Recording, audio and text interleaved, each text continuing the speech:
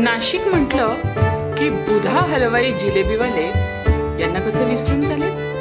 चला भेटूया बुधा हलवाई यांना, पाहूया खूप मिठाई।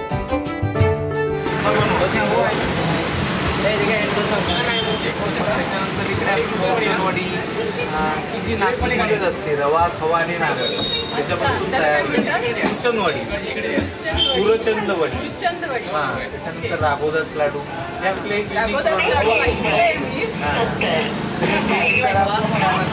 आंबावडी पण आपली खूप छान असते। नंतर पक्का पेढा आहे, आता सीझन आहे तर गाजर हलवा पण खूप छान असतो।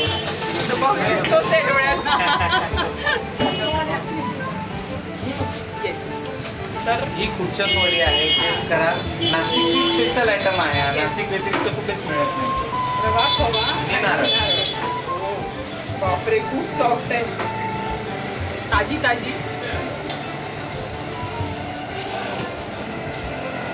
आणि आपल्या मिठाईचं वैशिष्ट्य असं की आपण ताजी बनवून गिरायकांना पूर्ण 100/100 द्यायचं प्रयत्न। गिरायकांना ताजी मिठाई बनवून देणे हा आमचा मेन एम आहे मिठाईच्या व्यवसायात। जायफळ असतं, वास आणि तो जाणवतोय आणि इतकी सॉफ्ट आहे।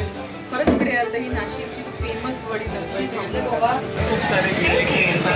आता थंडी आहे, सकाळी गरम जिलेबी, ढोकळा, फाफडा याचा आनंद घ्यायला आलात नाशिकमध्ये दुधाजीला नक्की भेटा। इथे स्वीट्स तर घेऊ शकता, पण स्नॅक्स ब्रेकफास्ट।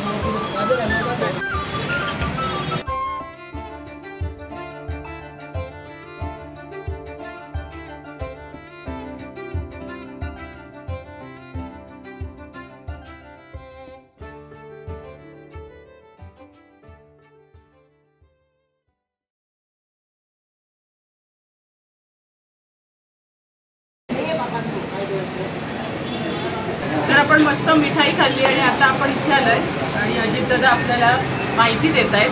दादा आपल्याकडे स्नॅक्स मध्ये काय काय आहे? आपल्याकडे जिलेबी आहे, स्पेशल जिलेबी, फाफडा आहे, पापडी, समोसा आहे, कचोरी आहे। अरे वा, दिवसभर असतं कसं असतं? दिवसभर असतं, दिवसभर असतं। साधी शेवे, लसूण शेवे, हो अळवडी। अच्छा, हो मला अळूवडीचं त्यांनी सांगितलं आणि हेही सांगितलं की उपवासाच्या दिवशी स्पेशल जिलेबी असते, पण ती फक्त महाशिवरात्रीला असते, आषाढीला खूप गर्दी असते ना जिलेबी घ्यायला, खूप भरपूर असते आणि सगळे उपवासाची जिलेबी खायला येतात।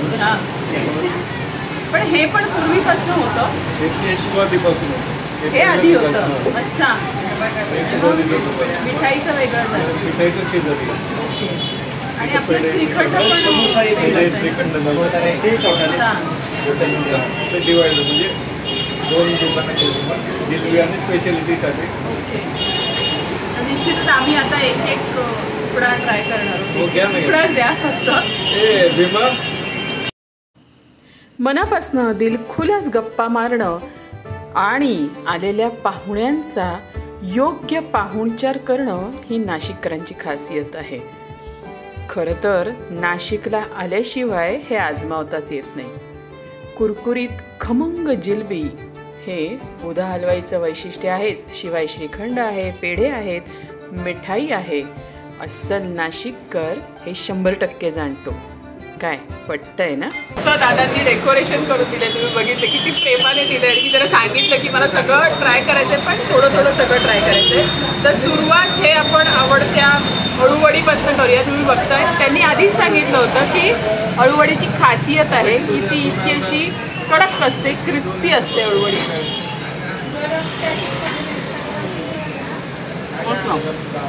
खमंग अळूवडी आहे, आपल्याला सगळं टेस्ट करून बघायचं आहे। जिलेबी जी स्पेशालिटी आहे इथली, आणि त्यांनी सांगितलं तसं की उपवासाला वेगळी जिलेबी असते, बटाट्याची किंवा साबुदाण्याची, आणि साधी रोजची जिलेबी आहे, पण तोडताना ती इतकी कुरकुरीत लागली आहे। काय बात आहे, यांची स्पेशालिटी हे खायला रोज लोक इथे गर्दी करतात। फाफडा, जिलेबी, ढोकळा, खमण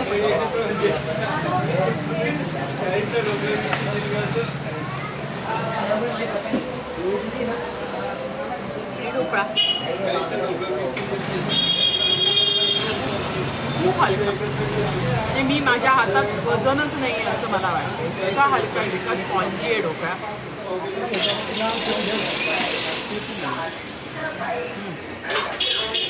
गंमत सांगते, शहरात मिळणारे ढोकळे हे थोडेसे गोडीच असतात किंवा पाणी मारलेलं असतं गोड. तसा आहे तसा ढोकळा दिलेला आहे. इकडे आलात उदा हलवाईकडे तर निश्चित स्वीट्स पण घ्या आणि छान छान असे पदार्थ ट्राय करा. नाशिकमध्ये खवय्येगिरी करायला खूप गंमत येणार आहे तुम्हाला. जिलबी हा माझा अतिशय लहानपणापासून आवडीचा पदार्थ आहे. माझे अण्णा माझ्यासाठी जिलबी आणायचे आणि अतिशय कमी गोड अशी ही जिलबी आहे. हेच त्याचं वैशिष्ट्य आहे. त्याची खूप पाकात बुडलेली किंवा खूप अशी तोंडात घोळणारी जिलबी नाही आहे. त्यांची अजून एक खासियत आहे, छोटूसा समोसा. खाऊन बघूया आपण कसा लागतोय. तोंड करतो.